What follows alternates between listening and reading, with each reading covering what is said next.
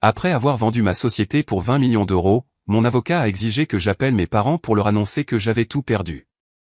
Leur réaction impitoyable a révélé un effroyable secret de famille qui a bouleversé toute ma réalité. Lorsque j'ai finalisé la vente de mon entreprise pour 20 millions de dollars, j'ai cru avoir enfin acquis la seule chose qui m'avait toujours manqué, la paix. Mais mon avocat n'a ni versé de champagne, ni me félicité. Il s'est juste penché par-dessus le bureau avec une expression impassible et m'a donné une seule instruction glaçante. « Appelez vos parents », a-t-il dit. « Dites-leur que vous avez tout perdu. » Je m'appelle Aveline Dubois. À 34 ans, j'avais enfin réussi à atteindre le sommet. Pendant 8 ans, j'ai vécu de café froid, de barres protéinées rancies, et d'un besoin ardent et incessant de prouver mon existence. Horizon Logistique, la société de logiciels d'optimisation des transports que j'ai bâtie depuis un appartement exigu et non chauffé à Rennes, n'était plus seulement une start-up en difficulté. C'était un perturbateur industriel. J'ai conçu des algorithmes qui réacheminaient les lignes de fret nationales en quelques millisecondes, faisant économiser des milliards d'euros par an aux géants de la logistique. J'ai bâti un empire basé sur la pure logique et l'efficacité, car les émotions humaines se sont toujours révélées trop volatiles pour être dignes de confiance. Et plus tôt dans la journée, j'avais vendu ma participation majoritaire pour 20 millions d'euros. 20 millions d'euros. Quand j'ai vu le transfert équivalent à 9 chiffres arriver sur mes comptes privés, j'aurais dû me sentir libéré. J'aurais dû avoir l'impression que le fantôme de mon passé était enfin mis au repos. Mais sous le vernis poli d'une nouvelle multimillionnaire, une vieille faim pathétique rongeait mon estomac. Je ne voulais pas seulement l'argent. Je voulais cet appel téléphonique. Je voulais que mes parents regardent la fille qu'ils avaient passé leur vie à étiqueter comme trop têtue, trop difficile et trop déconnectée de la réalité, et qu'ils admettent enfin que j'étais la personne la plus accomplie à avoir jamais porté le nom Dubois. Mes parents, Gaspard et Charlotte Dubois, vivaient dans un monde de réception dans les jardins savoyards et de jugements silencieux. Pour eux, ma carrière était une rébellion humiliante. Aujourd'hui, je voulais qu'ils étouffent sur leur rejet passé. Au lieu de faire sauter du champagne ou de célébrer ma victoire, je me suis retrouvé assise en face de mon avocat privé, Noël Leclerc. La climatisation de son bureau en hauteur émettait un bourdonnement bas et stérile, parfaitement adapté à l'esthétique austère de verre et d'acier qui nous entourait. Noël n'était pas un homme qui souriait souvent, mais aujourd'hui, son attitude était remarquablement sombre pour quelqu'un qui venait d'orchestrer une acquisition d'entreprise massive. Il était assis, les mains jointes en steeple, fixant un épais dossier de couleur Havane qui n'avait absolument rien à voir avec Horizon Logistique. « Nous avons un problème, Aveline », a dit Noël. Sa voix était plate, complètement dépourvue du ton de célébration auquel je m'attendais. Je me suis penché en arrière dans le lourd fauteuil en cuir, croisant les bras défensivement. L'argent est versé, Noël, l'encre est sèche. Il ne reste plus de problème. Pas avec la vente, a-t-il répondu, faisant glisser le dossier sur le bureau en acajou poli. Avec votre famille. Plus précisément, avec la succession de votre grand-mère décédée, Jeanne Mercier-Dubois. J'ai fixé le dossier sans prétention. Ma grand-mère était décédée 12 ans plus tôt, laissant derrière elle ce que mes parents décrivaient toujours comme un désordre modeste et enchevêtré d'actifs obsolètes qui couvraient à peine leurs propres impôts fonciers. Je n'y avais jamais prêté attention. Mes parents s'occupaient de tout. Ils s'assuraient que je reste loin de la logistique juridique, invoquant mon manque de sens des affaires traditionnelles ou une ironie qui avait un goût particulièrement amer aujourd'hui. Qu'en est-il ? Ai-je demandé, mon rythme cardiaque s'accélérant malgré mon air d'indifférence feinte. Noël a ouvert la couverture, révélant des piles de documents juridiques surlignés, des impressions du registre des sociétés et des états financiers. Lors de l'examen approfondi standard de la responsabilité pour l'acquisition, j'ai repéré une série de dépôts hautement irréguliers attachés à votre nom. Vos parents exécutent des manœuvres juridiques obscures depuis des années. Ils vous cachent quelque chose, Aveline. Quelque chose de bien plus substantiel qu'un héritage modeste standard. J'ai parcouru les documents, mais le jargon juridique dense se brouillait devant mes yeux. Cacher quoi? Ils ont toujours dit que la succession était pratiquement en difficulté. Ils ont menti, a dit Noël simplement. Il a claqué le dossier. Il n'a pas donné d'explication supplémentaire, et je le connaissais assez bien pour comprendre qu'il retenait les détails pour une raison précise. Noël était un maître stratège. Il ne révélait jamais toutes ses cartes tant qu'il ne savait pas exactement comment l'opposition jouerait les siennes. J'ai besoin que vous fassiez exactement une chose ce soir, a poursuivi Noël. Se penchant en avant, ses yeux étaient froids et intensément calculatoires. Vous allez appeler vos parents. Vous allez leur dire que vous avez perdu les 20 millions d'euros. J'ai cligné des yeux, certaine que l'épuisement de la semaine me faisait halluciner. Pardon ? Vous leur direz qu'en raison d'un système de fraude par virement international sophistiqué, les comptes post-vente ont été vidés, vous êtes complètement ruiné, sans un sou. Ensuite, vous cesserez de parler et observerez silencieusement qui réagit en premier, et exactement comment ils réagissent. Un rire nerveux et haletant m'a échappé. La demande était absurde. Elle était théâtrale et complètement dérangée.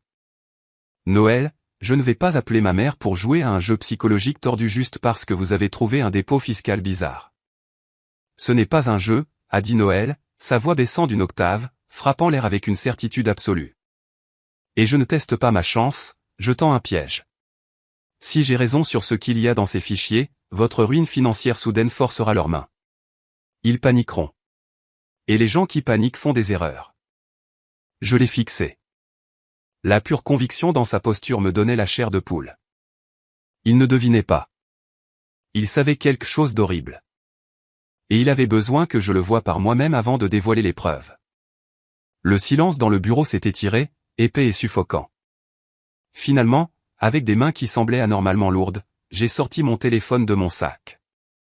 Je me suis approché de la fenêtre du sol au plafond, regardant la circulation de Rennes s'écouler comme des rivières de lumière en contrebas. Je devais agir. Je devais incarner l'échec catastrophique que j'étais censé devenir. J'ai composé le numéro de ma mère. Le téléphone a sonné 3 fois. À chaque sonnerie, je me concentrais sur ma respiration, forçant ma poitrine à se soulever, laissant le stress et l'isolement des 8 dernières années monter dans ma gorge pour imiter une véritable dépression nerveuse. Aveline, Charlotte Dubois a répondu.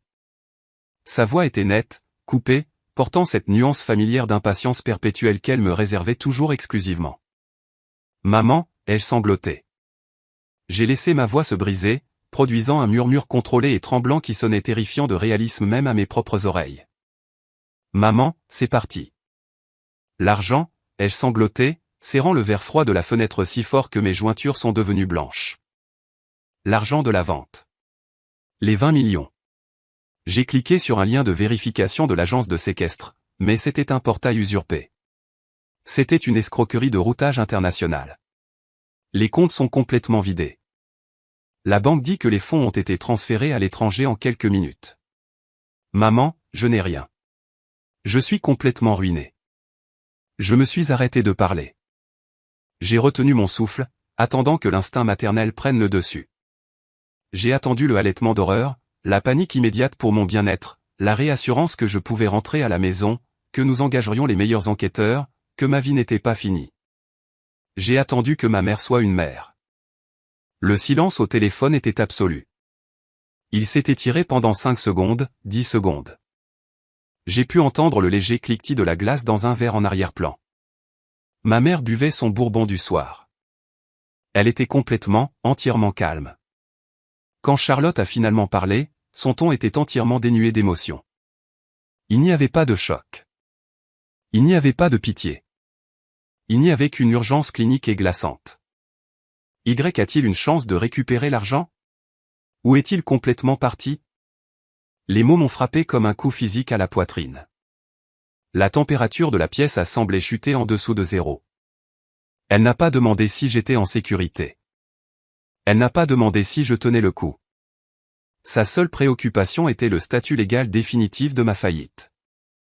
Il est parti, maman, ai-je murmuré, et cette fois, la dévastation creuse dans ma voix était entièrement sincère. La division cyber dit que la chance de récupération est de 0%. J'ai tout perdu. Je vois, a dit Charlotte sèchement, passant à un mode terrifiant et administratif. Elle a raccroché. La ligne est devenue morte. J'ai baissé le téléphone, fixant l'écran noir. Une sueur froide a éclaté sur ma nuque. Toute ma vie, j'avais cru que leur distance émotionnelle n'était qu'un trait de personnalité, un stoïcisme sudiste strict, mais cette réaction n'était pas stoïque. C'était une panique calculée. C'était la réaction de quelqu'un dont le propre ordre du jour caché venait d'être violemment perturbé par mon échec soudain et spectaculaire. Noël me regardait depuis son bureau, son expression inchangée. Il n'a offert aucune platitude vide ou fausse sympathie. Il savait exactement ce qui venait de se passer. Je me suis levé, incroyablement instable sur mes pieds, comme si le sol solide que j'avais passé une décennie à construire venait de disparaître sous moi. Les 20 millions d'euros sur mon compte bancaire ne pouvaient pas me protéger de la réalisation que j'étais entièrement seul au monde.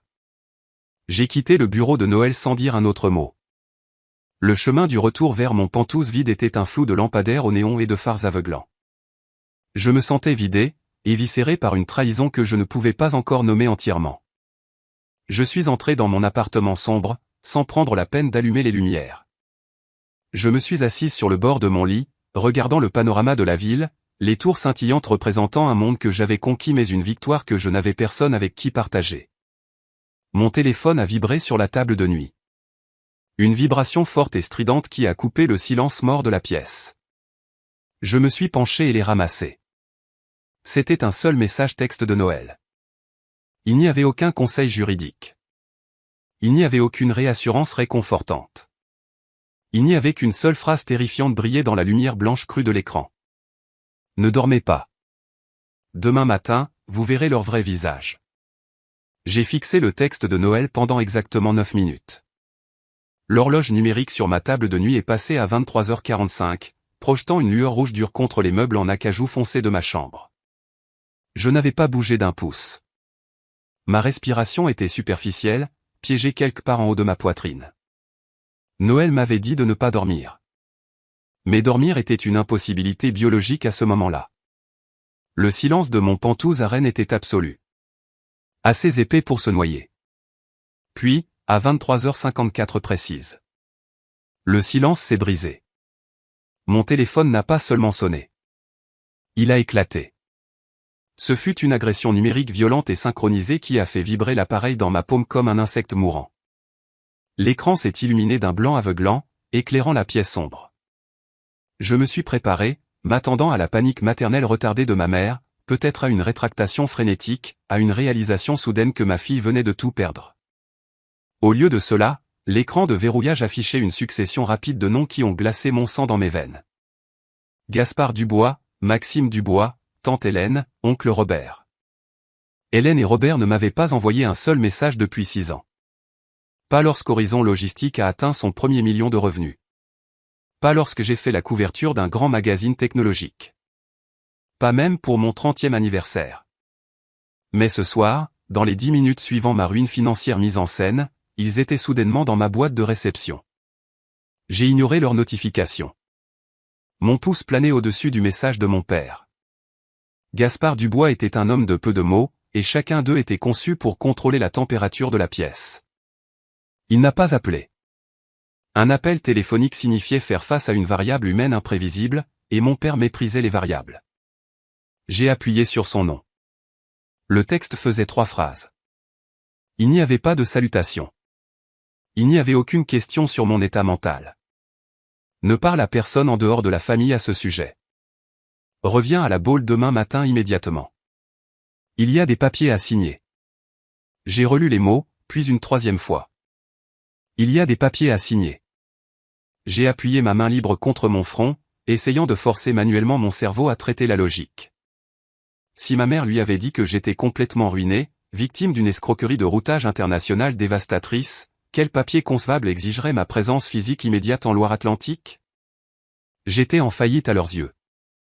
On ne demande pas à une femme en faillite de signer des documents à moins que sa signature n'ait une valeur complètement indépendante de son compte bancaire.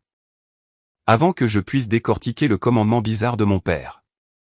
Un autre message a surgi au sommet de l'écran. C'était de mon frère cadet. Maxime. Maxime était l'enfant d'or de la famille Dubois. Tandis que j'étais la fille têtue qui était partie écrire du code de chaîne d'approvisionnement, Maxime était resté à la Baule, portant des costumes en lin sur mesure et jouant le rôle d'un promoteur d'hôtel-boutique. Il était imprudent, charmant et historiquement terrible pour gérer l'argent, pourtant mes parents traitaient chacun de ses échecs comme un coup de malchance temporaire. Son message est arrivé dans un bloc de texte frénétique et ininterrompu. Ne fais pas de scène avec la presse ou les acheteurs. Garde ta bouche fermée, Aveline. Cela doit être géré en interne avant que cela n'affecte les autres actifs. Prends le premier vol pour descendre ici. J'ai cessé de respirer. Mes yeux se sont fixés sur 3 mots spécifiques au milieu de son monologue paniqué. Les autres actifs. Je me suis levé brusquement, le téléphone m'échappant des mains et tombant sur le parquet avec un craquement net. Je n'ai pas pris la peine de le ramasser immédiatement. J'ai marché jusqu'à la fenêtre du sol au plafond et j'ai pressé mes paumes contre le verre froid. Les autres actifs. Pendant 34 ans, le seul actif familial dont j'avais été consciente était la ferme délabrée et lourdement hypothéquée que ma grand-mère avait laissée derrière elle. Mes parents s'en plaignaient sans cesse à chaque dîner de Thanksgiving auquel j'avais daigné assister. Ils en parlaient comme d'un fardeau, un tas inutile de bois pourrissant et de terre en dépréciation qu'ils géraient gracieusement par pur devoir familial. Je n'avais aucun lien avec une autre propriété. Je ne détenais aucune part dans les hôtels de Maxime. J'étais complètement financièrement indépendante du nom du bois. Alors, quels actifs ma faillite pourrait-elle affecter? Le poids suffocant de l'avertissement de Noël m'a finalement écrasé. Il vous cache quelque chose, Aveline. J'ai ramassé mon téléphone sur le sol. L'écran n'était pas fissuré. Une petite miséricorde. Je n'ai répondu à Gaspard. Je n'ai pas répondu à Maxime. Je me suis assise dans le noir. Regardant les heures passées.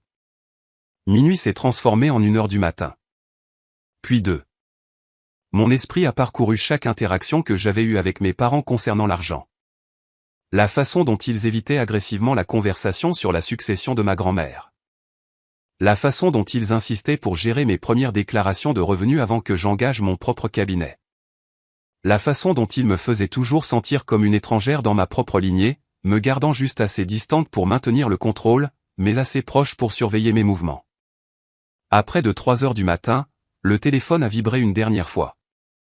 L'épuisement tirant sur mes paupières a disparu instantanément. La notification provenait de Delphine Royer, ma cousine maternelle. Delphine était une observatrice silencieuse, une fille discrète qui se fondait généralement dans le décor lors des réunions de famille. Elle ne prenait jamais parti, principalement parce que personne ne lui demandait jamais de le faire. Il n'y avait pas de texte joint à son message. C'était juste un seul fichier image, une capture d'écran. J'ai ouvert l'image. Mes mains ont commencé à trembler, un fin tremblement incontrôlable qui irradiait de mes poignets jusqu'à mes épaules. C'était une capture d'écran d'un chat de groupe sur une application de messagerie sécurisée.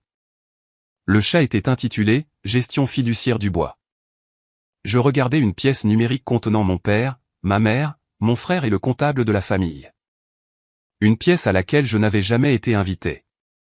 Une pièce dont je n'étais jamais censé savoir l'existence. En haut de l'écran capturé, un message de ma mère, Charlotte, était assis comme un pistolet chargé. Elle est complètement ruinée. C'est la seule chance d'obtenir sa signature avant la clôture de l'affaire de la Rive. Gaspard, dis-lui de rentrer. Directement en dessous, Maxime avait répondu moins d'1 minute plus tard. Jouer la carte de la sympathie. Si elle est vraiment ruinée, elle signera n'importe quoi tant qu'elle pense être sauvée. Nous avons juste besoin de son nom sur la main levée. J'ai fixé les pixels lumineux jusqu'à ce qu'ils me brûlent la rétine. La nausée m'a frappé si fort et si vite que j'ai dû coller une main sur ma bouche pour éviter de gâcher. La pièce a tourné. Les bornettes de mes meubles coûteux se brouillant en formes insignifiantes. L'affaire de la Rive.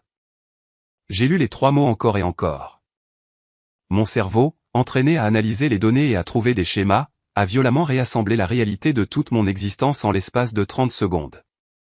Le deuil profond et creux que j'avais ressenti quelques heures plus tôt dans le bureau de Noël s'est évaporé, remplacé par une clarté froide et terrifiante.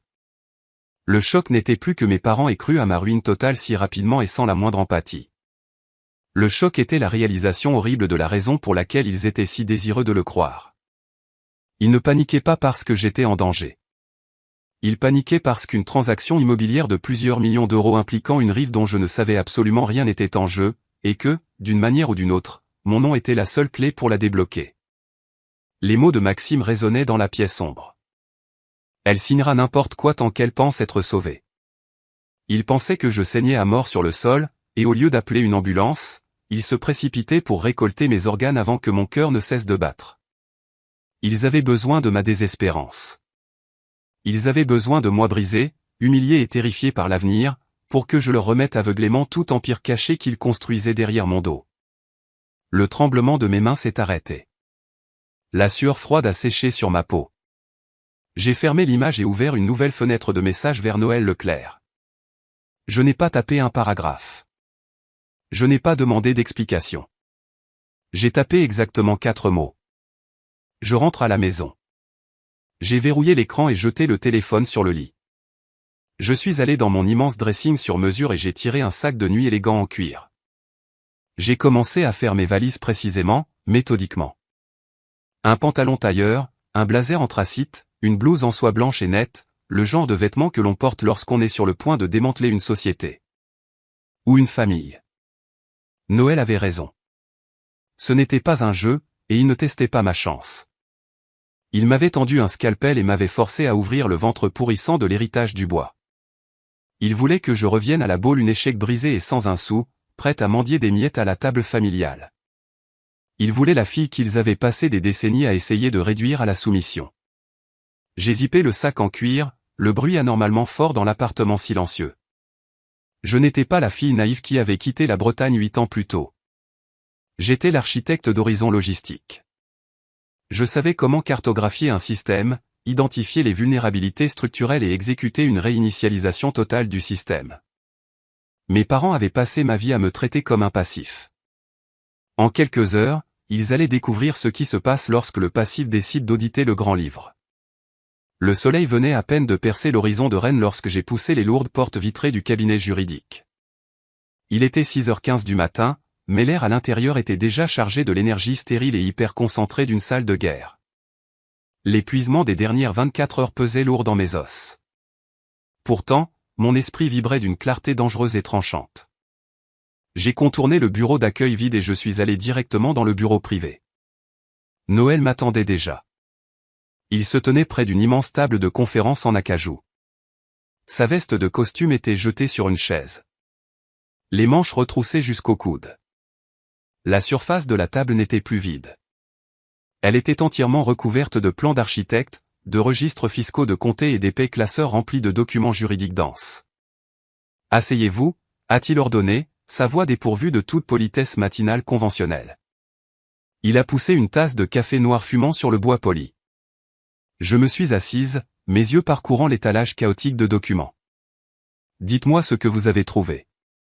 Dites-moi exactement ce que ma famille a fait pendant que je construisais mon entreprise. » Noël s'est penché en avant, posant ses mains à plat sur la table. Pendant des décennies, vos parents ont maintenu un récit très spécifique sur la succession de votre grand-mère. Ils l'ont dépeinte comme un fardeau financier, une ferme délabrée et quelques acres de boue inutiles et fuyantes. Vous les avez crus parce qu'il n'y avait aucune raison de ne pas le faire. Ils se plaignaient des impôts fonciers à chaque dîner de vacances. Ils ont dit que maintenir la succession à flot était un sacrifice familial, ai-je répondu, ma voix se resserrant. C'était un cours de maître en fausse piste, a corrigé Noël vivement. Il a tapoté un épais dossier relié en cuir reposant au centre de la table. Votre grand-mère, Jeanne, n'a pas seulement laissé une ferme. Elle a établi une entité juridique hautement isolée appelée la fiducie de préservation Mercier. Vos parents sont les cofiduciaires actuels. Mais les actifs au sein de cette fiducie ne sont pas résidentiels. Ils sont commerciaux. Et ils sont massifs. Il a fait glisser une grande carte déroulée sur la table. C'était un relevé topographique de Rennes. Noël a pris un marqueur rouge et a encerclé une vaste section de terre s'étendant directement le long de l'eau.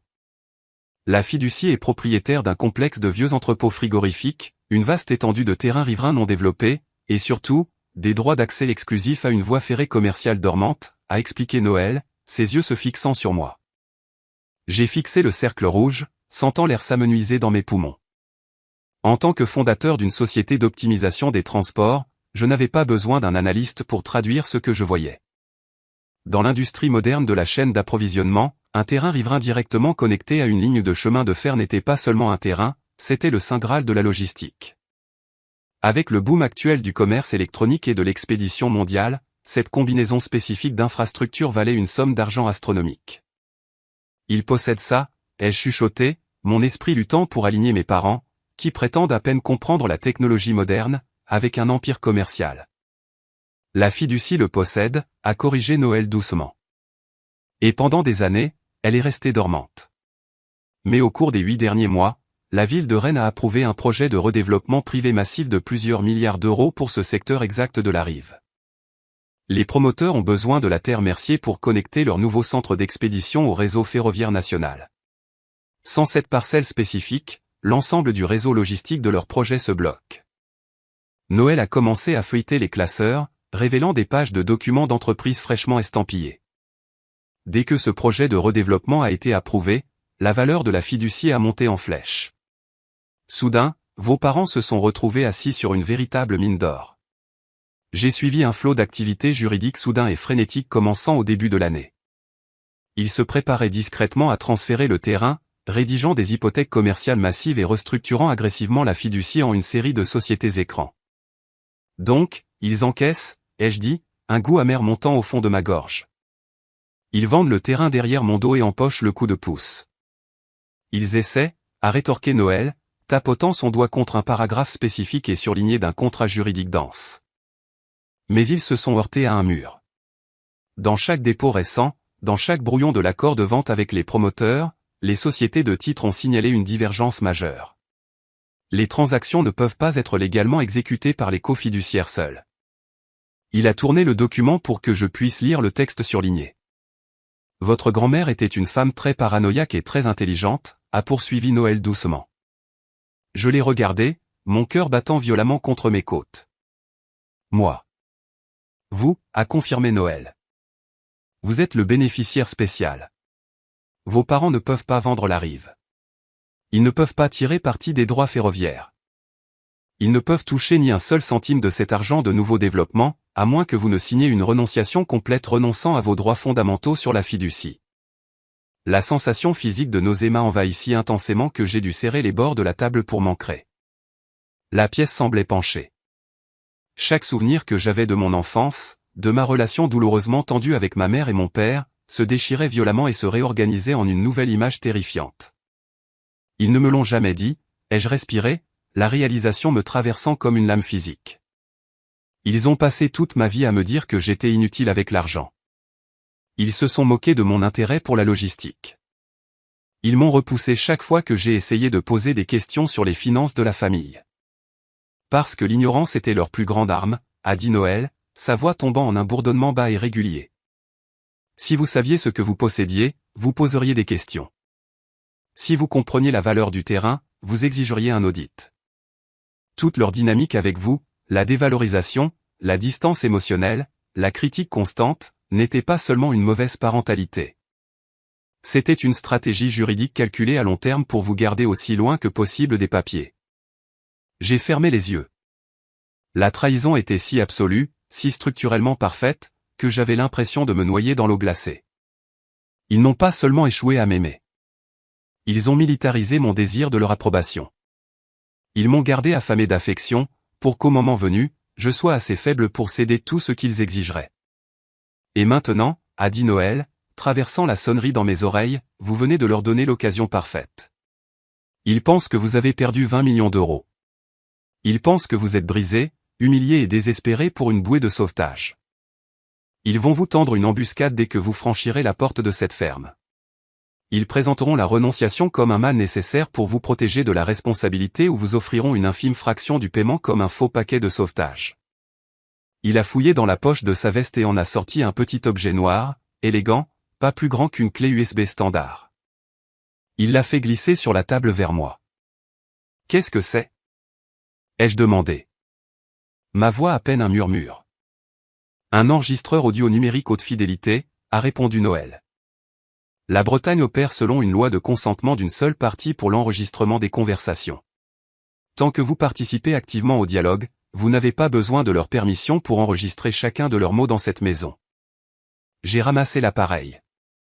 Il semblait anormalement lourd pour sa taille. Noël a secoué la tête, son expression se durcissant en quelque chose de complètement impitoyable. Parce que les traces papier peuvent être contestées devant le tribunal. Les sociétés écrans peuvent être accusées de mauvais conseillers financiers. Si je vous montre toute la profondeur de leur fraude maintenant, vous entrerez dans cette maison avec la colère froide et calculée d'un PDG. Je ne veux pas du PDG. J'ai besoin de la fille. Je les regardais, comprenant lentement le sens de la stratégie de Noël. Ils ont besoin de croire à l'illusion, a expliqué Noël. Ils ont besoin de voir la femme dévastée et au cœur brisé qu'ils pensent avoir créée. Votre choc, votre confusion, votre chagrin. Cela doit être complètement authentique. S'ils sentent ne serait-ce qu'un faible pourcentage de suspicion de votre part, ils se refermeront, détruiront les brouillons et changeront leur stratégie. J'ai besoin qu'ils soient arrogants. J'ai besoin qu'ils expliquent le piège à voix haute pendant que l'enregistreur tourne. Une fois qu'ils auront engagé leur extorsion sur bande, j'aurai suffisamment de levier non seulement pour arrêter la vente, mais pour démanteler tout leur contrôle sur la fiducie. J'ai regardé l'enregistreur dans ma paume. L'idée d'entrer dans ma maison d'enfance, sachant qu'il me regardait non pas comme un enfant à réconforter, mais comme une cible à liquider, me donnait l'impression de me préparer à marcher dans un bâtiment en feu. Je me suis levé, glissant l'enregistreur dans la poche intérieure de mon blazer. J'ai ramassé mon sac à main, la sangle en cuir pesant comme un poids de plomb sur mon épaule. Je pars pour la Baule maintenant, ai-je dit, ma voix perdant enfin son tremblement, remplacée par un calme froid et creux. Noël a contourné la table, s'arrêtant à quelques pas de moi. La distance clinique et stratégique qu'il maintenait habituellement a chuté pendant une fraction de seconde. Il m'a regardé avec une intensité profonde et sévère. « Aveline » a dit Noël, sa voix perçant le calme du bureau. « Lorsque vous entrerez dans cette maison, rappelez-vous exactement pourquoi vous êtes là. Ne cherchez pas d'excuses. Ne cherchez pas de malentendus. Si elles sont plus désireuses d'obtenir votre signature, alors elles sont dévastées par votre souffrance. Vous devez accepter la réalité. » Il a fait une pause, laissant le silence s'étirer entre nous jusqu'à ce que les mots frappent avec la force d'un bloc d'exécution. Vous n'avez jamais été une fille à leurs yeux. Vous êtes un obstacle. L'allée de gravier a crissé sous les pneus de ma voiture de location, un son dur et grinçant qui a brisé l'humidité lourde de la Savoie. Je me suis garé devant la ferme. Pendant toute ma vie, cette structure de 2 étages avec sa peinture blanche écaillée et son porche enveloppant affaissé était l'incarnation physique du prétendu martyr financier de mes parents. Aujourd'hui, cela ressemblait exactement à ce que c'était. Un décor de théâtre. Je suis monté sur le porche, les planches de bois gémissant sous mon poids, et j'ai poussé la lourde porte d'entrée en chaîne. La transition de la chaleur étouffante de la Bretagne à l'intérieur fortement climatisé a fait picoter ma peau. J'ai marché vers la salle à manger formelle, les semelles de mes chaussures résonnant dans le couloir tranquille. Alors que je franchissais le seuil, mon estomac s'est effondré. Noël m'avait prévenu, mais voir le piège parfaitement dressé dans ma maison d'enfance était un coup viscéral. Ce n'était pas un rassemblement familial pour pleurer une perte dévastatrice. C'était un tribunal d'entreprise déguisé en intervention. La table à manger antique en acajou était débarrassée de son centre de table décoratif habituel. À sa place se trouvaient des piles précises de documents juridiques, 2 stylos plumes coûteux, une carafe de cristal d'eau glacée et 4 serviettes en lin fortement amidonnées. Mon père, Gaspard, était assis à la tête de la table, portant un costume bleu marine pressé. Ma mère, Charlotte, se tenait près de la fenêtre, sa posture rigide. Assis maladroitement à la droite de Gaspard se trouvait un homme que j'ai immédiatement reconnu comme étant le comptable de longue date de la famille. Un homme chauve et nerveux qui agrippait sa mallette comme un bouclier. Ma mère a traversé la pièce dès que je suis apparu. Elle n'a offert aucune parole de réconfort. Elle a enroulé ses bras autour de mes épaules dans une étreinte raide et sans effusion de sang qui ressemblait plus à une contrainte physique qu'à un câlin. Son coûteux parfum floral m'a brûlé les narines. Elle s'est penchée, sa voix un murmure aigu et sifflant destiné seulement à moi. « Reprenez-vous, Aveline. Vous devez coopérer maintenant si vous voulez sauver toute dignité qui vous reste après ce désastre spectaculaire. » Elle s'est éloignée avant que je puisse même traiter la cruauté de la salutation. Elle a fait un geste vers une chaise vide directement en face de mon père. Je me suis assise. L'enregistreur numérique caché dans la poche intérieure de mon blazer pressait froidement contre mes côtes, un rappel solide et rassurant de la raison pour laquelle j'étais vraiment là. « Aveline, mon père a commencé, sa voix adoptant un ton bas et pratiqué d'autorité mélancolique. Votre mère et moi avons été entièrement dévastés par votre appel téléphonique hier soir. Perdre 20 millions d'euros du jour au lendemain à cause d'une escroquerie cybernétique négligente est une défaillance catastrophique du jugement. J'ai gardé les mains fermement croisées sur mes genoux, forçant mes épaules à s'affaisser, jouant le rôle de la fille brisée et vaincue. J'ai tout perdu, papa. Je ne sais pas quoi faire. Nous savons, a dit Gaspard avec douceur, faisant glisser la pile de papier la plus épaisse sur le bois poli vers moi. Et c'est exactement pour cela que nous avons dû nous réunir si rapidement aujourd'hui. Votre ruine financière est une tragédie, mais nous ne pouvons pas permettre que votre état d'esprit compromis infecte les avoirs modestes restants de la famille. Vous n'êtes clairement pas en état de gérer des actifs. J'ai baissé les yeux sur la première page.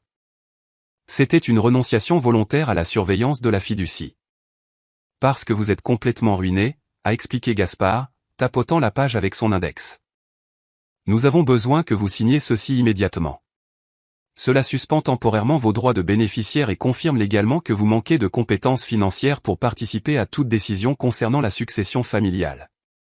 C'est une mesure de protection, Aveline. Pour votre propre bien. J'ai déplacé mon regard vers le coin le plus éloigné de la pièce. Mon frère cadet, Maxime, était affalé dans un fauteuil à oreilles. Il portait une chemise en lin parfaitement ajustée, tenant un verre de thé glacé. Il avait positionné son téléphone portable contre une pile de sous-verres sur la table d'appoint. L'écran était éteint, mais l'angle était parfaitement pointé sur mon visage. Il ne me regardait pas seulement. Il m'enregistrait. Il attendait que je craque, que je sanglote, que je fasse une crise hystérique afin de capturer une preuve numérique irréfutable que j'étais mentalement instable. J'ai avalé difficilement, forçant un tremblement dans mes mains alors que je tendais la main vers le document. J'ai lentement tourné les pages, agissant comme si ma vision était brouillée par les larmes. Mais mes yeux étaient vifs. J'ai parcouru les paragraphes denses, repérant instantanément la pilule empoisonnée pour laquelle Noël m'avait préparé. Elle était enfouie à la 7e page sous un titre trompeur. Si je signais ce document, je ne ferais pas que suspendre mes droits. J'autoriserais une indemnisation globale. La clause stipulait explicitement que j'absous les fiduciaires actuels de toute responsabilité concernant leur gestion, leurs transactions et leur restructuration de la fiducie au cours des 12 dernières années. C'était un pardon juridique complet pour chaque centime qu'ils avaient volé, et un laissez-passer gratuit pour finaliser la vente de la rive. Papa, ai-je murmuré, laissant ma voix se briser parfaitement. C'est tellement de paperasse. Je ne peux même pas penser clairement. Pourquoi faut-il faire ça aujourd'hui? Je viens de perdre toute mon entreprise il y a 12 heures. Ne pouvons-nous pas attendre quelques semaines? La mâchoire de Gaspard s'est serrée. La façade du patriarche bienveillant a glissé, révélant la panique impitoyable en dessous. Nous ne pouvons pas attendre, a-t-il claqué, sa voix s'élevant brusquement. Une affaire de rive ne peut pas attendre que vous finissiez de vous effondrer. Toute la pièce est devenue morte de silence. Le comptable a tressailli, regardant ses chaussures. Maxime s'est redressé, son expression suffisante vacillant une fraction de seconde. Le visage de mon père est devenu rouge d'une teinte cramoisie profonde et moche lorsqu'il a réalisé qu'il venait de prononcer la partie silencieuse à voix haute. Il avait pratiquement crié leur programme caché dans l'air. Charlotte est immédiatement intervenue, lançant une attaque psychologique vicieuse pour couvrir la glissade fatale de son mari. N'osez pas remettre en question votre père après ce que vous avez fait, la réprimandait-elle vivement, frappant le dossier de ma chaise avec sa paume. Vous n'avez aucun droit d'entrer ici et de demander du temps. Vous avez quitté cette maison il y a 8 ans. Vous nous avez abandonnés pour jouer au PDG de start-up. Vous n'avez jamais vous soucié que de votre code et de vos algorithmes. Vous n'avez jamais compris la loyauté, Aveline. Vous n'avez jamais compris ce que signifie être une famille. Chaque mot qu'elle m'a craché était conçu pour briser mon esprit. Elle militarisait mon indépendance, tordant les années que j'avais passées à bâtir mon propre succès en un acte malveillant de trahison. Dans sa logique tordue, mon plus grand péché n'était pas que j'avais soi-disant perdu l'argent. Mon plus grand péché était que j'avais jamais réussi sans avoir besoin d'eux en premier lieu. Il voulait que je sois démuni parce qu'une fille démunie était une fille obéissante. Je voulais juste que vous soyez fiers de moi, ai-je étranglé, une véritable douleur gonflant dans ma gorge, bien que pas pour les raisons qu'il croyait. Je pleurais les parents que je n'avais jamais vraiment eus. Maxime a laissé échapper un petit rire creux de son coin. Il a pris son thé glacé, prenant une lente gorgée avant de me regarder avec un dédain absolu et sans filtre. Oh, épargnez-nous le numéro de victime, a ricané Maxime, ses yeux se fixant sur les miens avec un droit glacé. Il a fait un geste paresseux vers le stylo plume reposant sur les documents. Prenez simplement le stylo et signez. Aveline. Au moins, Pour la première fois de votre vie, vous ferez réellement quelque chose d'utile pour cette famille. L'humiliation pure du moment planait dans l'air, épais et suffocant, une exécution parfaitement exécutée de ma dignité. Ils me regardaient tous, attendant que je me rende, attendant que la fille brisée se soumette enfin au massacre. J'ai regardé le stylo, puis j'ai regardé l'épaisse pile de papier. L'enregistreur numérique pressé contre mon côté, capturant chaque souffle, chaque insulte, chaque aveu accablant. J'ai tendu la main et j'ai enveloppé mes doigts tremblants autour du barillet métallique froid du stylo. Le métal froid du stylo plume s'est réchauffé contre mes doigts tremblants. J'ai fait planer la pointe à un petit pouce au-dessus de la ligne de signature. Mon père s'est penché en avant, ses yeux affamés, suivant le mouvement de ma main comme un faucon regardant un lapin mourant. Puis, la lourde porte d'entrée en chêne de la ferme ne s'est pas seulement ouverte.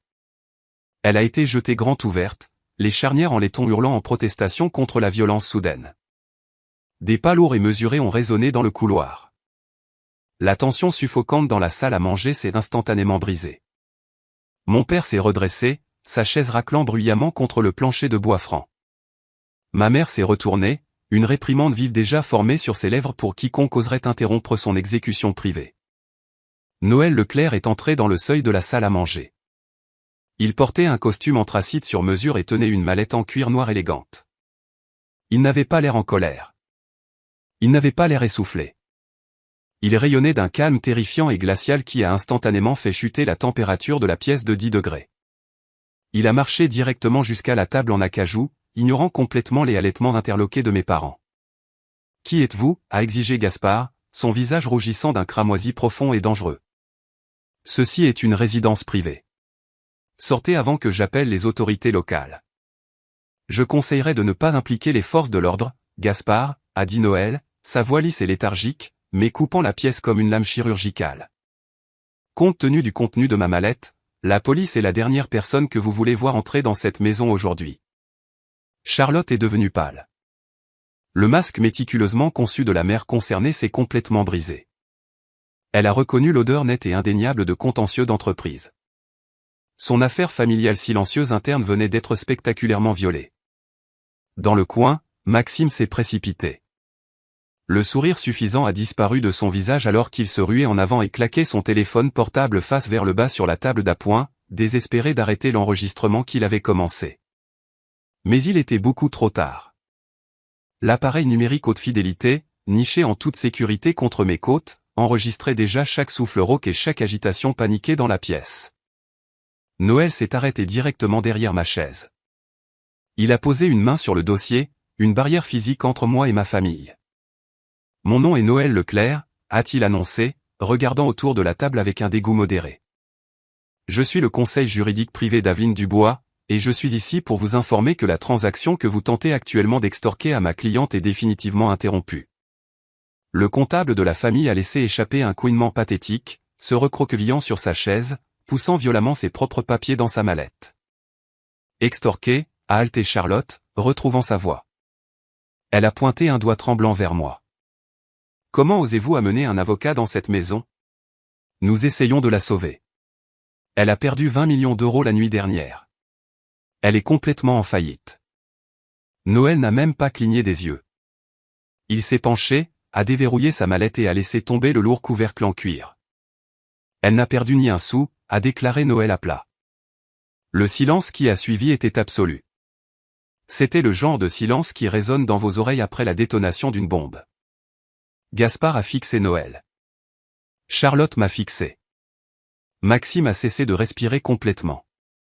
Les 20 millions d'euros de l'acquisition d'Horizon Logistique sont déposés en toute sécurité sur un compte de fiducie multiniveau assuré, a poursuivi Noël, son ton conversationnel, comme s'il discutait de la météo.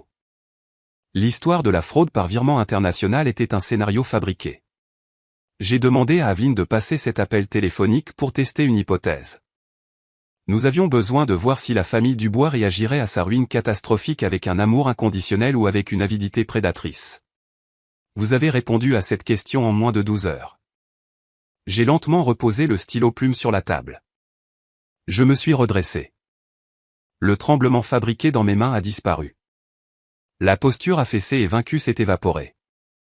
J'ai regardé directement mon père, et pour la première fois de ma vie, je n'ai pas vu un patriarche imposant. J'ai vu un homme petit et terrifié. Vous nous avez menti, a chuchoté Gaspard, sa voix tremblante d'un mélange de choc et de colère croissante. J'ai appris auprès des meilleurs, ai-je répondu froidement. Noël a commencé à tirer des documents de sa mallette, les claquant sur la table en acajou antique, juste au-dessus des papiers de renonciation frauduleux que mon père avait préparés. Les claquements nets du papier contre le bois sonnaient comme des coups de feu. Parlons de la société à responsabilité limitée du bassin de la Rouque, a dit Noël, faisant tomber une épaisse pile d'extraits de comptes et de dépôts d'incorporation. Ma mère a laissé échapper un halètement étranglé, sa main volant à sa gorge. Gaspard s'est pratiquement effondré sur sa chaise. Une entité corporative fascinante, a musé Noël, marchant légèrement, enregistrée il y a 3 ans dans le Delaware. Vous n'avez absolument aucun droit de regarder dans nos affaires privées, a crié Maxime depuis son coin, sa voix se brisant de panique. Noël a tourné son regard glacial vers mon frère. J'ai tous les droits, Maxime, lorsque l'argent volé à cette fiducie est utilisé pour soutenir artificiellement votre projet d'hôtel-boutique défaillant sur la rive. Vous aviez besoin de liquidités. Vos parents les ont fournis en mettant secrètement en garantie la fiducie même qu'ils avaient juré de protéger. Ils ont hypothéqué l'héritage d'Aveline pour financer votre incompétence. Le comptable transpirait abondamment maintenant, regardant désespérément la porte d'entrée. Noël a laissé tomber un autre dossier sur la table. Et lorsque le projet de redéveloppement de la rive a été annoncé, vous avez réalisé que le terrain de la fiducie valait soudain une fortune astronomique. Vous avez organisé la vente d'une parcelle principale du domaine au promoteur. Le seul problème était la clause du bénéficiaire spécial. Vous aviez besoin qu'Aveline renonce à ses droits avant qu'elle ne découvre qu'elle avait le pouvoir de mettre son veto à toute la vente. Mon père a essayé de se ressaisir.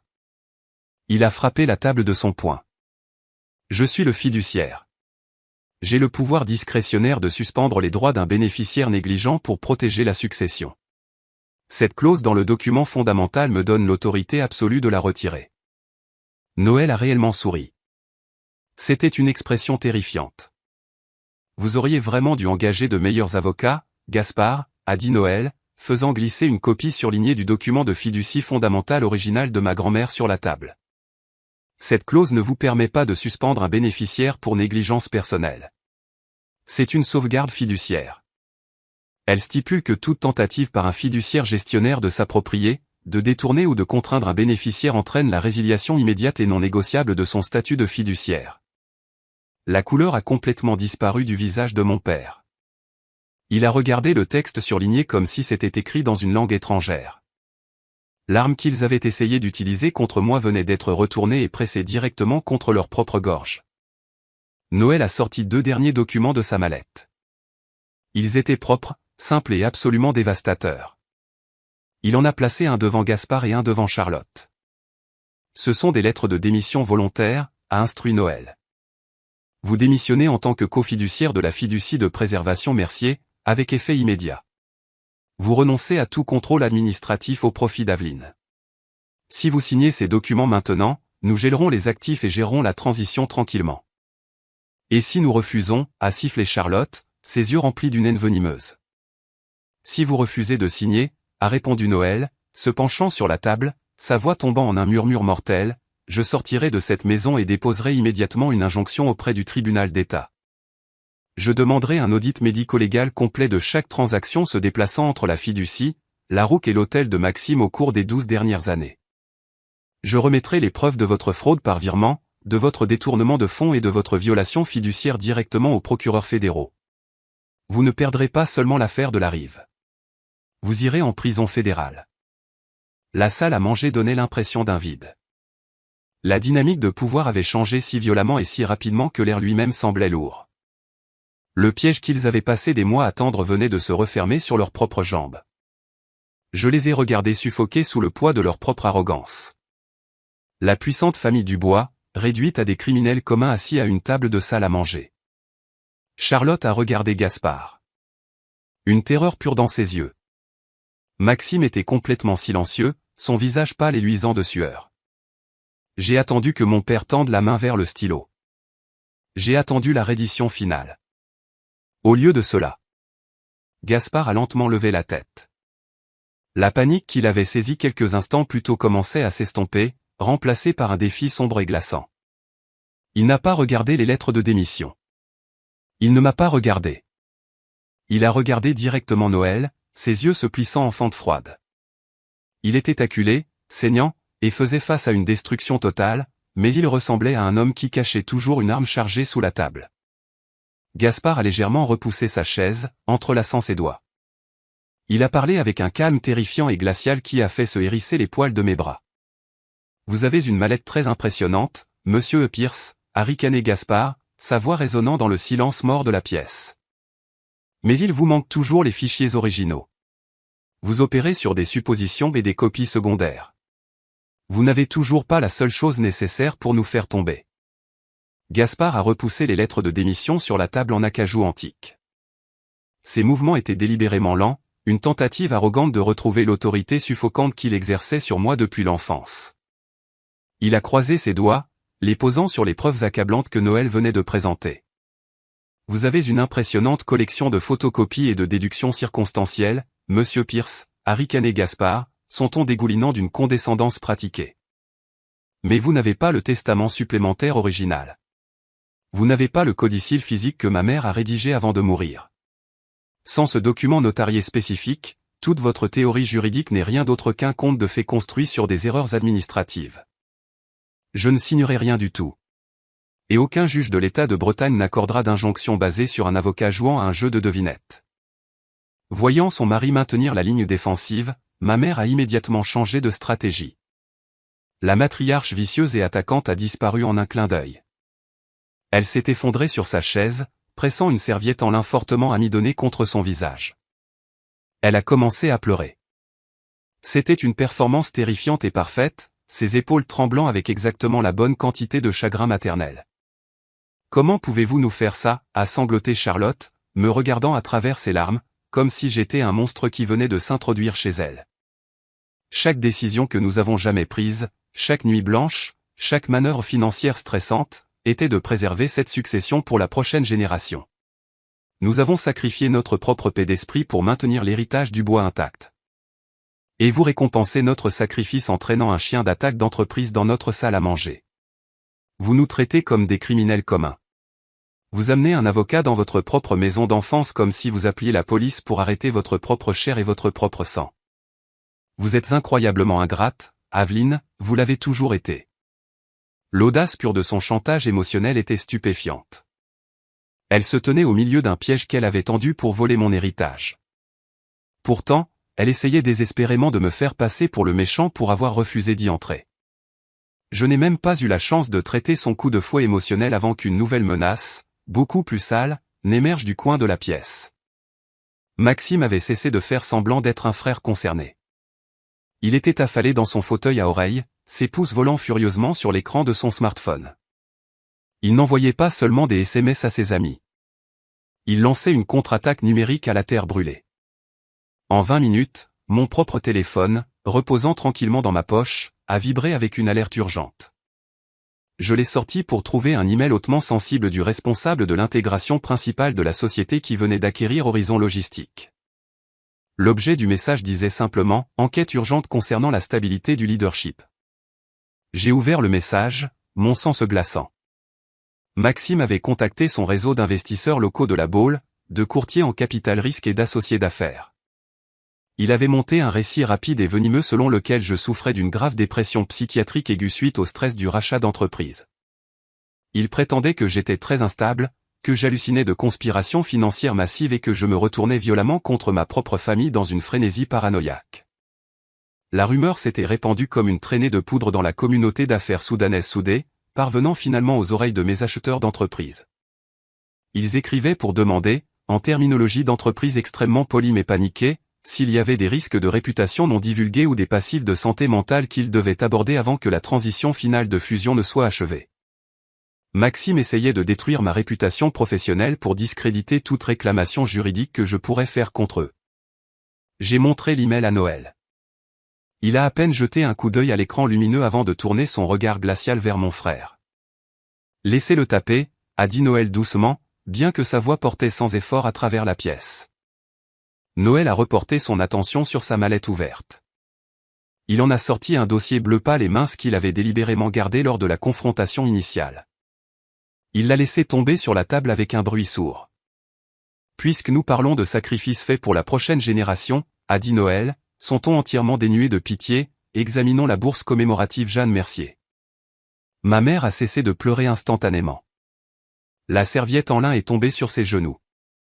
Gaspard a bougé inconfortablement sur sa chaise, sa posture arrogante vacillant. Noël a ouvert le dossier bleu, étalant une série de grands livres bancaires internes et de reçus de virements.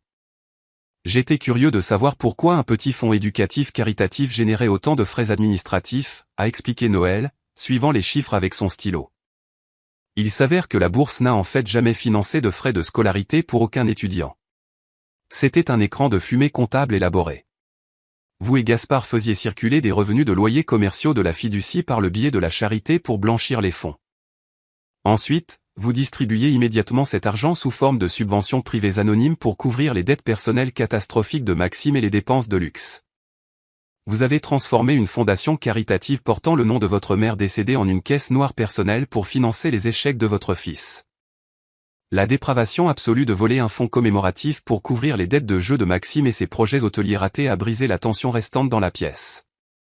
J'ai regardé Charlotte, ressentant une vague de dégoût si profonde qu'elle me faisait physiquement mal derrière les côtes. Un fonds de bourse d'études. Maman, ai-je demandé, ma voix tremblant d'un mélange d'horreur et d'indignation. Vous avez utilisé le nom de ma grand-mère pour cacher ses dettes. Charlotte s'est levée, son visage se tordant en un masque défensif laid. Les larmes avaient disparu, remplacées par une fureur désespérée et acculée. Nous n'avions pas le choix, a-t-elle crié, sa voix résonnant violemment contre le papier peint écaillé de la salle à manger. Maxime avait de terribles ennuis, de vrais ennuis avec des prêteurs privés et agressifs. Nous devions le protéger. Nous avons tout abandonné. Nous avons même mis cette maison en garantie. L'air dans la pièce a complètement disparu. Je l'ai regardé, les mots accrochés dans l'espace mort entre nous comme une manifestation physique d'une malédiction. Cette maison. J'ai répété, ma voix tombant en un murmure creux à peine audible. Vous avez hypothéqué la ferme. Gaspard s'est élancé en avant, attrapant le bras de sa femme pour la faire taire, mais le mal était fait. La confession lui avait échappé, grotesque et entièrement indéniable. Pendant toute ma vie, cette vieille ferme grinçante était le seul souvenir pur qui me restait. C'était l'endroit où ma grand-mère avait l'habitude de s'asseoir avec moi sur le porche pendant les soirées d'été humides, m'apprenant à jouer aux échecs pendant que mes parents m'ignoraient à l'intérieur. Ils avaient toujours juré que peu importait à quel point les impôts fonciers devenaient difficiles, ils ne vendraient ou ne mettraient jamais en garantie la ferme parce que c'était un monument familial sacré. Ils m'avaient dit que c'était la seule chose qu'ils protégeaient pour le bien de notre histoire. Vous avez hypothéqué la ferme, ai-je dit, le déclarant non pas comme une question, mais comme une sentence de mort finale pour toute mon enfance. Vous avez pris le seul souvenir d'elle qui comptait vraiment pour moi, le seul endroit au monde où je me suis jamais senti en sécurité, et vous avez remis le titre à une banque pour renflouer votre enfant d'or. Charlotte a refusé de me regarder. Elle regardait obstinément le mur du fond. Son silence confirmant chaque vérité horrible et déchirante. Elle avait échangé mon seul sanctuaire contre les erreurs de Maxime, et elle n'avait jamais eu l'intention de me le dire. Ce fut le moment exact où le dernier fil de mon empathie s'est rompu. La douleur persistante et pathétique d'une fille voulant être aimée par ses parents s'est complètement évaporée, laissant derrière elle un vide froid, absolu et mécanique. Je ne me sentais plus en colère. La colère exige de la passion, et la passion est une vulnérabilité. Je ne ressentais rien d'autre qu'une résolution chirurgicale et mécanique de les démanteler pièce par pièce. Ils avaient dilapidé mon sanctuaire en secret. Maintenant, j'allais prendre tout le royaume en plein jour. Je me suis levé lentement, ajustant les revers de mon blazer sur mesure. Je n'ai pas crié. Je n'ai pas pleuré pour les caméras que Maxime espérait utiliser contre moi. Je les ai regardés tous les trois avec l'observation détachée et clinique de quelqu'un étudiant une infestation qui devait être éradiquée. Noël a claqué sa mallette. Le clic net a résonné dans la pièce silencieuse comme un marteau frappant le bois. Il s'est rapproché de moi, sa présence un mur solide et inébranlable contre leur chaos. Il s'est penché légèrement, sa bouche flottant à quelques centimètres de mon oreille, s'assurant que ces mots ne portaient qu'à moi. Laissez-leur leur maison vide, a murmuré Noël, son ton vibrant d'une anticipation sombre et dangereuse. La vraie guerre n'est plus dans ce salon. Elle va se dérouler là où ils pensent être les plus en sécurité. Nous allons porter cela dans les grands livres, et nous allons déchirer les archives de la succession. L'humidité lourde et oppressante de la Savoie semblait différente maintenant. Elle ne ressemblait plus au linceul nostalgique de ma jeunesse. Elle ressemblait à une manifestation physique des secrets que ma famille avait enterrés. 2 jours après avoir quitté cette salle à manger suffocante, Noël a organisé une réunion discrète en périphérie de la ville. Nous nous sommes assis dans une cabine de restaurant faiblement éclairée, qui sentait légèrement le café ranci et l'eau de javel industrielle, loin des cercles sociaux polis que mes parents fréquentaient. Assise en face de nous se trouvait Tessa Boone. C'était une femme nerveuse et énergique, la quarantaine, qui avait été la principale comptable de la fiducie jusqu'à sa démission abrupte et inexpliquée il y a exactement 2 ans. Elle n'arrêtait pas de jeter des coups d'œil à l'entrée du restaurant, ses mains serrées autour d'une tasse en céramique. Je savais que ce jour viendrait, a dit Tessa, sa voix à peine plus qu'un murmure. Elle a fouillé dans son grand sac fourre-tout et a fait glisser une épaisse enveloppe Havane non marquée sur la table collante. J'ai dit à Gaspard et Charlotte que les chiffres devenaient impossibles à cacher. Quand ils m'ont demandé de dater en arrière une série de registres d'amortissement pour couvrir un retrait d'argent massif, j'ai fait mes valises. Je refuse d'aller en prison fédérale pour le style de vie de Maxime. J'ai ouvert l'enveloppe. À l'intérieur se trouvaient des douzaines de copies physiques de vieux tableurs de réconciliation, de bordereaux de routage bancaire et d'impression de grands livres internes. Avec Noël me guidant à travers l'architecture comptable, la mécanique du vol est devenue douloureusement claire. Les entrepôts de la rive détenus par la fiducie généraient des revenus locatifs commerciaux constants et substantiels depuis des décennies. Mais ces revenus ne restaient jamais dans les comptes de détention de la fiducie. Tessa a pointé un doigt tremblant vers une colonne spécifique de transfert sortant. Chaque mois, 40% du revenu locatif brut était détourné vers un compte de gestion écran. De là, il était pompé directement dans la société à responsabilité limitée du bassin de la Rouque. Et de la Rouque, il allait directement à Maxime. Les registres détaillaient un calendrier horrible de parasitisme financier. L'argent que ma grand-mère avait l'intention de préserver pour l'héritage familial payait plutôt pour les costumes sur mesure de mon frère, ses vols en première classe pour l'Europe et les pertes opérationnelles stupéfiantes de ses projets hôteliers-boutiques condamnés. C'était un drainage systématique et sans effusion de sang de mon héritage, signé et autorisé par les mêmes personnes qui étaient censées le protéger. Mais le vol financier n'était que la couche extérieure de la trahison. La véritable horreur psychologique est arrivée plus tard dans la soirée. Assise dans le silence stérile de ma suite d'hôtel, mon téléphone a retenti avec un fichier crypté sécurisé envoyé par ma cousine, Delphine Royer.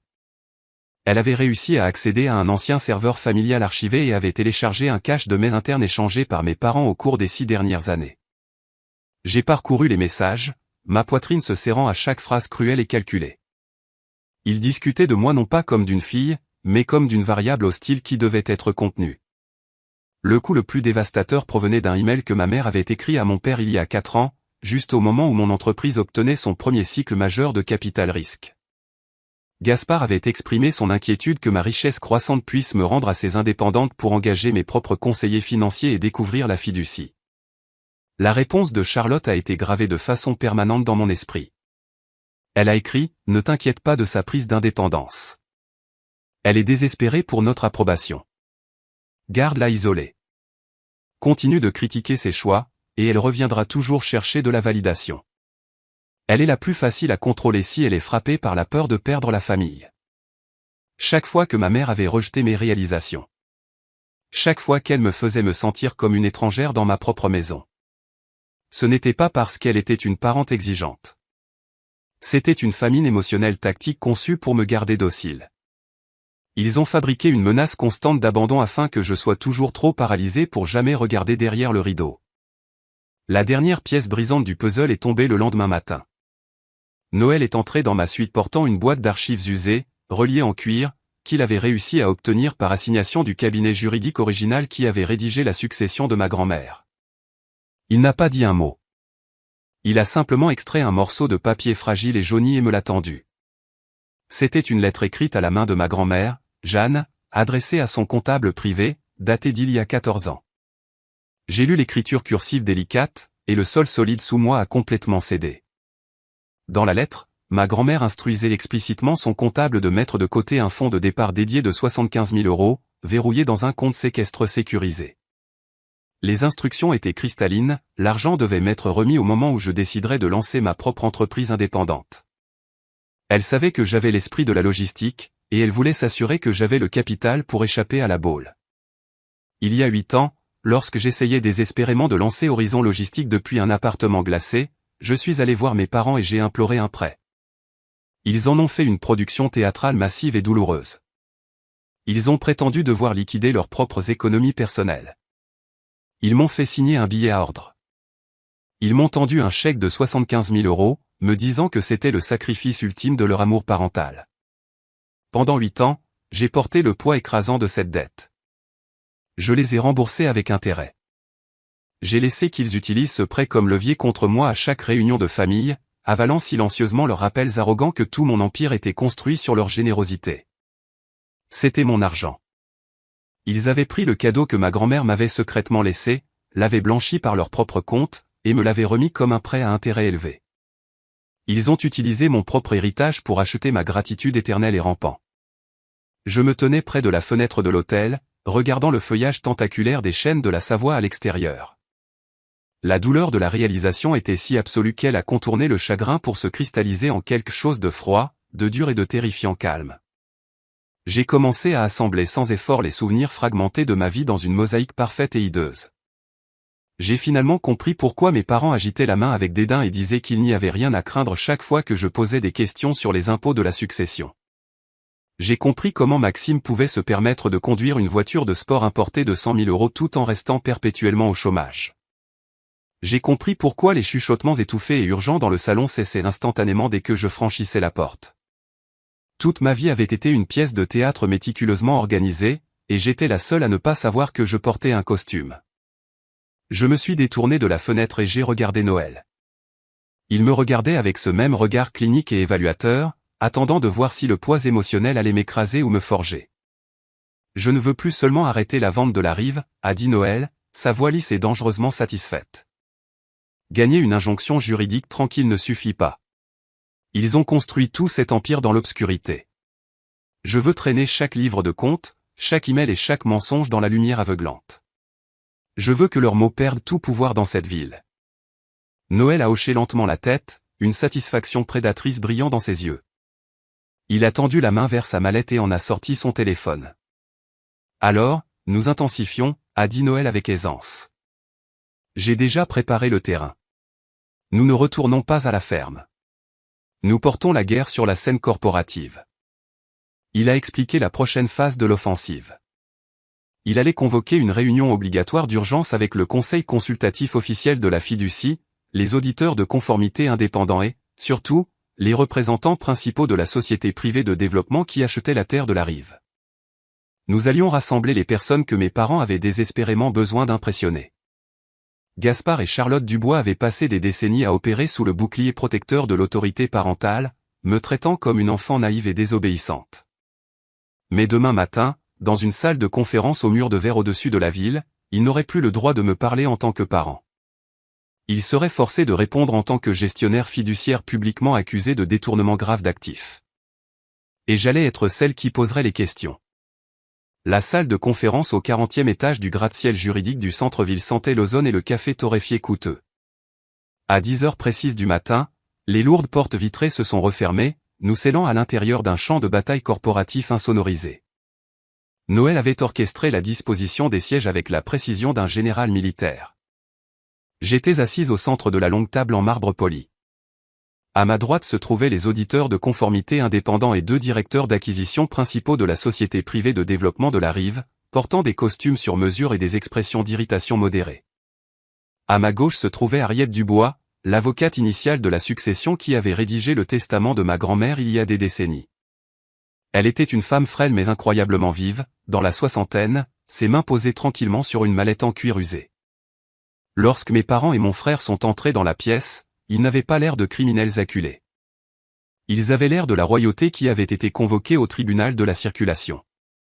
Gaspard a pris le siège directement en face de moi, déboutonnant négligemment sa veste de costume. Il portait un air d'arrogance impénétrable, opérant sous l'illusion que ce n'était qu'un petit obstacle administratif. Dans son esprit, tout ce qu'il avait à faire était de retarder les procédures, de bloquer l'injonction et de maintenir les promoteurs engagés jusqu'à ce que l'argent de la rive efface une décennie de ses crimes financiers. Charlotte était assise à côté de lui, refusant de croiser mon regard, le menton levé en défi. Maxime a pris le siège le plus proche de la porte.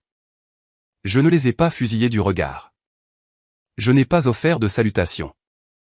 Je suis resté parfaitement immobile, mes mains reposant légèrement à côté d'une pile formidable de documentation, les journaux de réconciliation, les reçus de virement, et reposant tout en haut, l'élégant enregistreur audio numérique.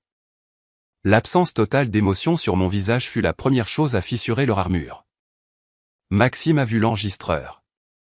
Sa posture arrogante s'est effondrée instantanément, ses yeux lançant frénétiquement vers la sortie. Il était le maillon le plus faible, un homme qui n'avait jamais fait face à une conséquence de toute sa vie. Réalisant soudain que les sorties étaient verrouillées, rendons cela bref, a annoncé Gaspard, se penchant en avant et s'adressant au directeur de développement, nous ignorant complètement, ainsi que Noël. Ma fille a récemment subi un traumatisme professionnel grave. Cette réunion est le résultat malheureux d'un malentendu très émotionnel concernant les actifs familiaux. Je vous assure que la fiducie reste pleinement opérationnelle, et notre calendrier pour le transfert de la rive n'est absolument pas affecté. C'est une garantie fascinante, Gaspard, a interrompu Noël doucement, se levant de sa chaise.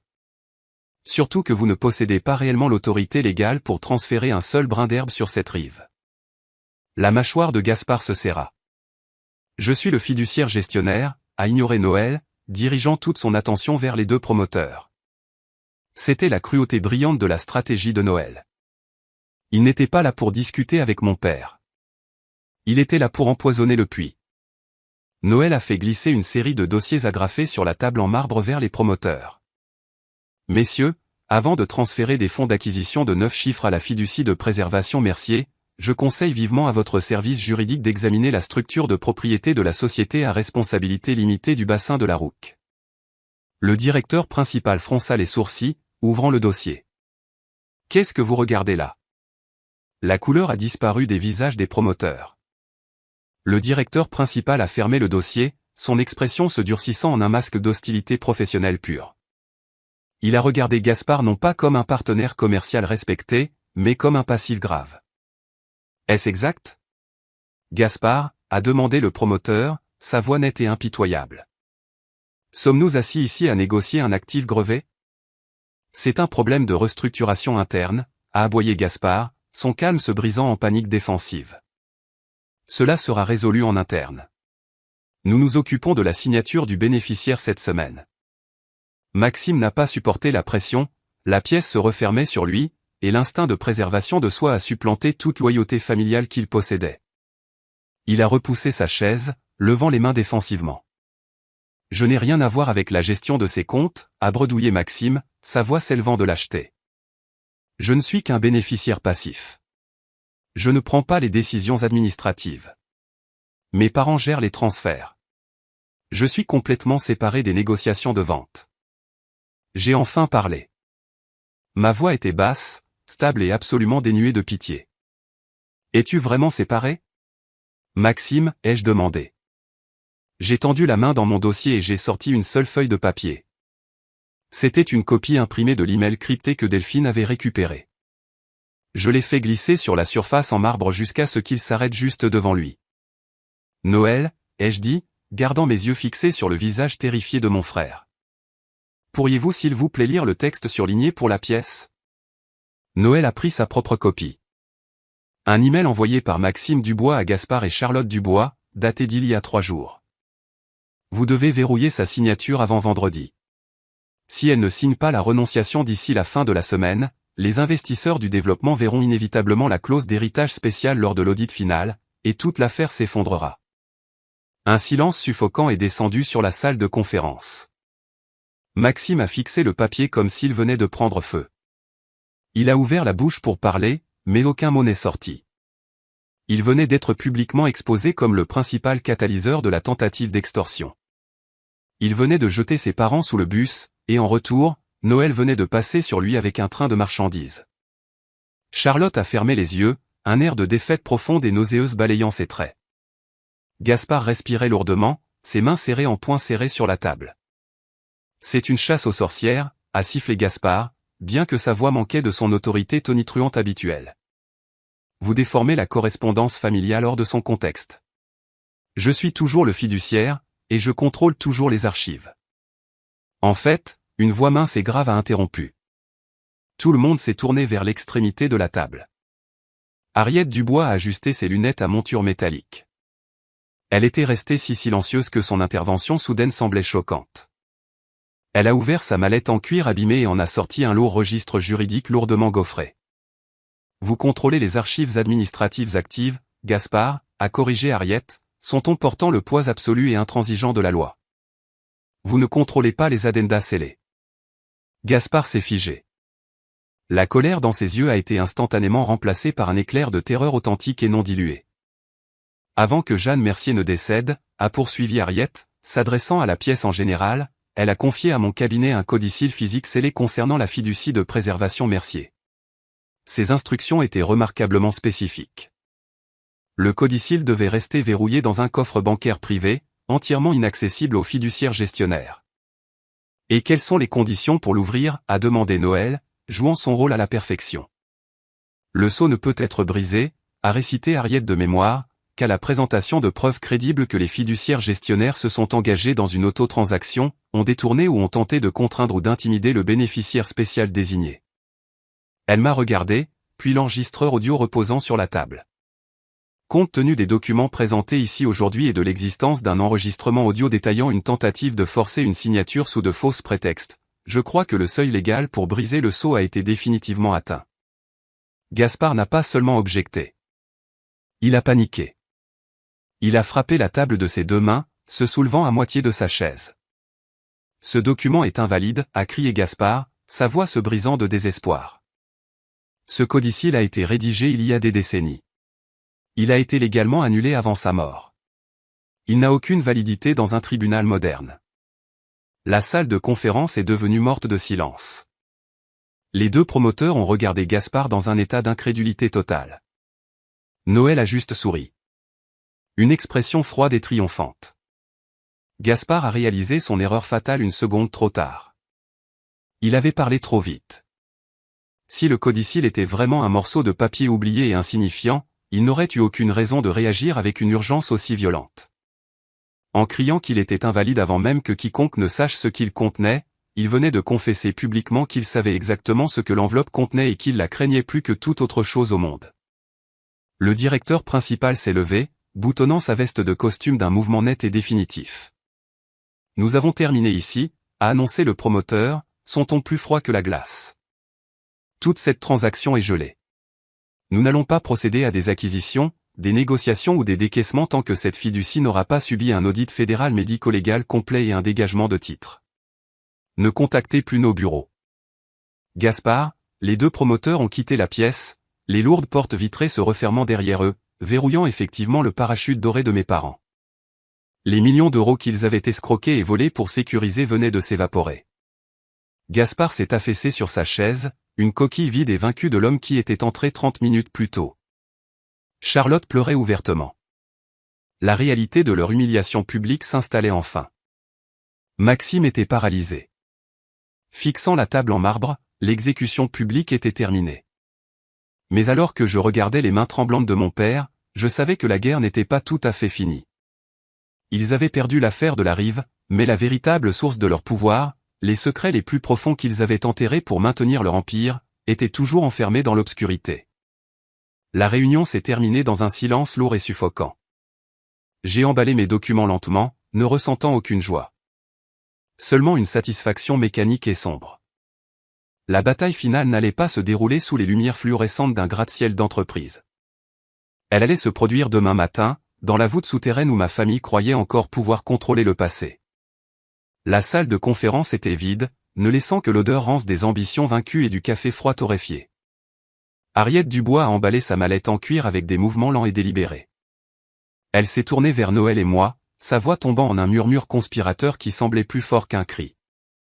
Le codicile physique original est enfermé dans une voûte d'archives sécurisée au dépôt souverain de Rennes, a confirmé Harriet, ajustant ses lunettes à monture métallique. Le protocole de l'institution est absolu. Briser un document testamentaire scellé nécessite la présence physique de l'exécuteur testamentaire désigné, des fiduciaires actuels et du bénéficiaire spécial. Nous nous réunissons demain matin à 9 heures précises. Je m'attendais à ce que mes parents passent le reste de l'après-midi à se barricader derrière leurs avocats de défense coûteux. Je m'attendais à une contre-manœuvre juridique vicieuse. Au lieu de cela, ils ont tenté une tactique beaucoup plus insidieuse. À 16 heures précises, mon téléphone a sonné. L'identification de l'appelant affichait Gaspard Dubois. J'ai répondu, mettant le téléphone en haut-parleur afin que Noël puisse entendre. La voix de mon père était complètement dépouillée du personnage de patriarche arrogant et tonitruant qu'il avait manié comme une arme pendant 3 décennies. Il semblait remarquablement, terrifiantement doux. Nous n'avons pas besoin de nous déchirer en public, a raisonné Gaspard, son ton lisse et soigneusement modulé. J'ai écouté le faible bourdonnement statique de la ligne. L'audace pure de la demande m'a retourné l'estomac. Il me demandait d'ignorer une décennie de détournement de fonds et de fraude pour sauver l'ego de mon frère. Mais au-delà de l'insulte, mon esprit analytique a capté la faille structurelle dans sa négociation. Si mon père croyait sincèrement que le codicile de Harriet était un document obsolète et légalement nul, il nous aurait laissé marcher dans ce dépôt et nous humilier. Il n'offrirait jamais une reddition préventive, à moins que l'alternative ne soit une annihilation totale. Il n'essayait pas de faire un compromis. Il était terrifié. Il essayait d'acheter du temps pour éliminer la menace. J'ai raccroché le téléphone sans dire un seul mot. Noël faisait déjà les 100 pas dans mon suite d'hôtel, ses yeux sombres d'anticipation.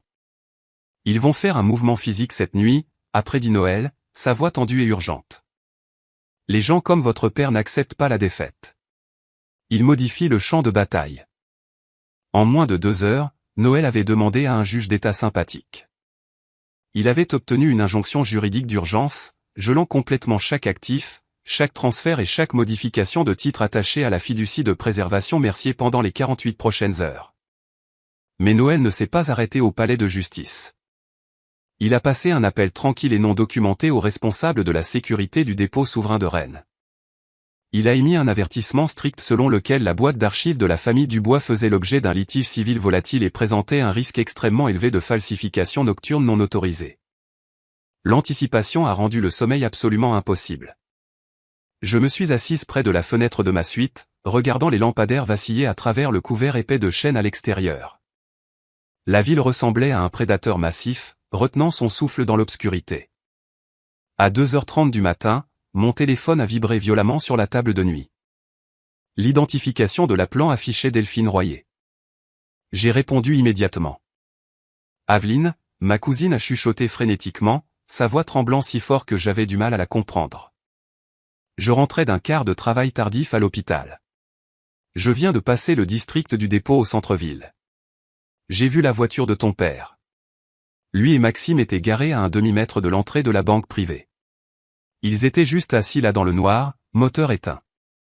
L'image de mon père et de mon frère rôdant dans l'ombre devant une banque a envoyé un frisson violent dans ma colonne vertébrale.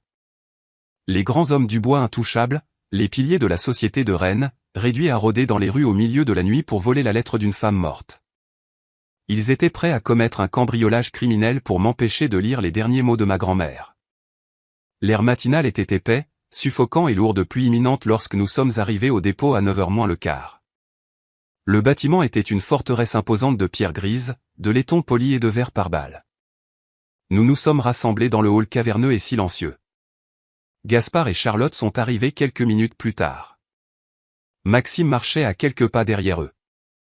Son visage était pâle et tiré, ses yeux lançant nerveusement vers les caméras de sécurité montées dans les coins du plafond.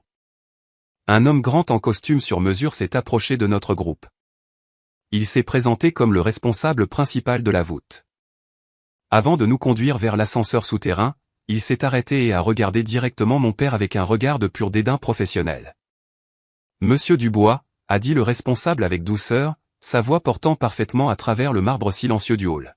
« Je me sens légalement obligé de vous informer que notre système de sécurité automatisé a signalé une demande d'accès biométrique refusée à votre secteur de voûte familiale à environ 3h15 ce matin. Conformément à l'ordre judiciaire d'urgence déposé par Monsieur Leclerc hier soir, le secteur a été placé sous confinement administratif total. » Le silence qui a suivi était douloureusement dense. La mâchoire de Gaspard se serra si fort que je pensais que l'os pourrait se fracturer. Maxime recula physiquement comme s'il espérait se fondre dans les piliers de marbre. Ils avaient réellement essayé de forcer l'entrée. Ils avaient essayé de détruire le codicille avant le lever du soleil, et les lourdes portes en acier les avaient rejetées. Nous sommes descendus au sous-sol dans un silence absolu et suffocant. Le couloir de la voûte était un long couloir stérile bordé de portes en acier lourdes et éclairé par des lumières fluorescentes dures. Caroline avait maintenu sa façade de mère peinée et incomprise pendant tout le trajet en ascenseur, essuyant constamment ses yeux secs avec un mouchoir en papier. Mais lorsque nous nous sommes finalement arrêtés devant la voûte de la succession Mercier, la performance a brusquement pris fin. Stampé directement sur la couture de la lourde porte métallique se trouvait un sceau légal rouge vif anti-effraction appliqué par le tribunal d'État. Caroline a fixé le ruban rouge. Sa respiration s'est bloquée, se transformant en une panique rapide et superficielle qui a drainé la couleur de son visage. Elle a tendu la main, ses doigts tremblant violemment, planant à quelques pouces du sceau, mais terrifiée de le toucher réellement. Pour la première fois en 34 ans, ma mère regardait une porte qu'elle ne pouvait ni manipuler, ni soudoyer, ni faire céder par chantage émotionnel. La réalisation qu'elle avait complètement perdu le contrôle l'a frappée si fort que ses genoux ont visiblement fléchi. Le responsable de la voûte s'est avancé, insérant une longue clé en laiton complexe dans la serrure principale. Harriet Dubois s'est avancée à côté de lui avec la clé de co-exécuteur secondaire. Je suis resté parfaitement immobile, l'air froid de la voûte souterraine mordant à travers mon blazer. Derrière cette porte en acier se trouvait la dernière pièce du puzzle, le verdict final sur l'héritage de ma grand-mère. J'ai regardé le responsable tourner la clé, entendant le lourd pêne dormant interne se mettre en place avec un claquement métallique définitif. Je savais que dans quelques minutes, les lourdes charnières métalliques s'ouvriraient. Soit je récupérerais la vérité absolue de mon passé, soit je serais témoin de la trahison finale et irréversible des personnes censées me protéger. Les lourdes charnières en acier ont gémi dans le silence stérile de la pièce souterraine. Le responsable de la voûte s'est reculé, tirant une grande boîte métallique lourde de l'étagère désignée pour la succession du bois. Alors qu'il la posait sur la table d'inspection en acier inoxydable sous les lumières fluorescentes dures, le souffle m'a coupé dans la gorge. La boîte n'était pas immaculée. De profondes rayures métalliques dentelées marquaient violemment la zone entourant le mécanisme de verrouillage principal. Quelqu'un avait utilisé un outil désespéré et agressif sur le métal, essayant de la forcer. Le responsable de la voûte a immédiatement tapoté l'écran de sa tablette de sécurité. Il a fait apparaître les séquences de surveillance haute définition de 3h15 du matin. La vidéo numérique jouait en résolution cristalline, montrant Gaspard et Maxime Dubois se tenant devant le portail de sécurité secondaire. Ils transpiraient, paniquaient, et essayaient agressivement de forcer le panneau d'accès avant que le scanner biométrique ne les verrouille définitivement. Malgré les preuves vidéo irréfutables jouant juste devant lui, mon père a maintenu une posture rigide et délirante. Lorsqu'Harriet Dubois a déverrouillé la boîte rayée et en a sorti une enveloppe Havane standard, non scellée, Gaspard a même laissé échapper un court souffle arrogant. Il pensait que ses effractions nocturnes avaient fonctionné. Il pensait qu'il avait gagné. Harriet a contourné la boîte métallique. Elle a sorti une enveloppe immaculée de sa propre mallette en cuir hautement sécurisée. Elle était lourdement scellée avec le sceau de cire rouge épais et intact de son cabinet d'avocat. Briser le sceau de cire a sonné comme un coup de feu dans la pièce silencieuse. À l'intérieur de l'enveloppe se trouvait une épaisse pile de parchemins, une clé en fer lourde, un disque de stockage numérique et un acte de propriété original. Noël s'est penché, a examiné l'acte et a levé les yeux avec un sourire de prédateur. Ceci est l'acte de la bande ferroviaire commerciale, a annoncé Noël, sa voix vibrant d'un triomphe absolu. La bande exacte dont les promoteurs de la rive ont désespérément besoin pour connecter leur centre logistique. Sans cet acte spécifique, tout leur projet d'1 milliard d'euros n'est que de la terre inutile, et cet acte est intitulé exclusivement sous le bénéficiaire spécial. Harriet a branché le disque numérique sur sa tablette portable. L'écran a vacillé et soudain, ma grand-mère était assise dans la pièce avec nous.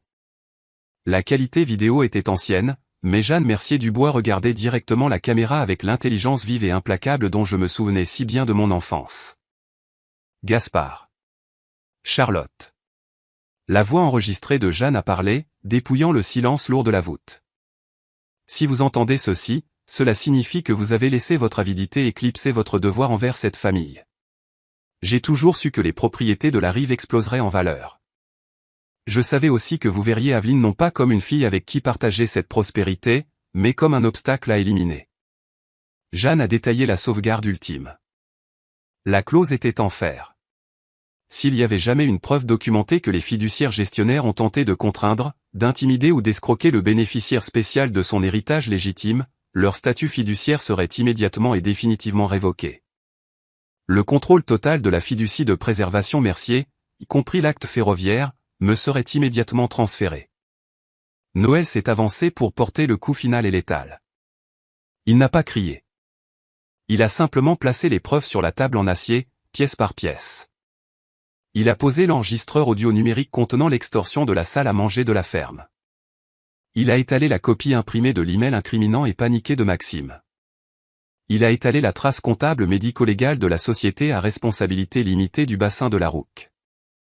Et finalement, il a pointé vers la tablette du responsable de la voûte, qui affichait toujours mon père tentant de cambrioler la banque.